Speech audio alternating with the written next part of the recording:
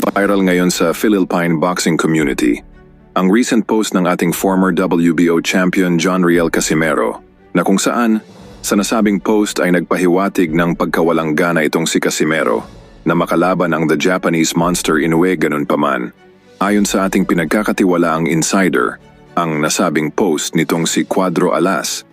ay isang sarcasm lamang or pagbibiro at sa halip ay may paparating itong isang bigating laban sa bansang Uzbekistan kontra Akhmadaliev sa co-promotion ng politician billionaire Chavit Singson.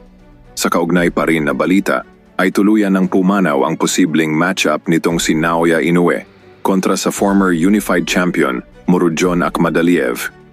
Dahil ayon pa kay Bob Arum ay hindi raw mag-i-invest ng daan-daang milyon itong si Turki Al-Sheikh kay Naoya Inoue sa Saudi Arabia kung isang talunang fighter lamang ang makakalaban nito sa nasabing bansa.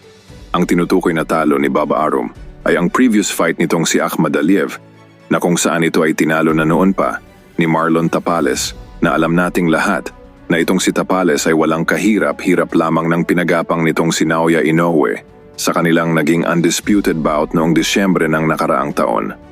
At idinagdag pa nitong si Bob Arum na hindi raw kawalan ni Naoya Inoue kung tatanggalan ito ng WBA belt ng sanctioning body.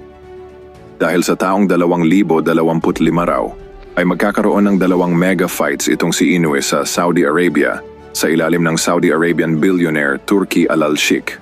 Regardless kung ito man ay babaklasan ng titulo or hindi ng WBA.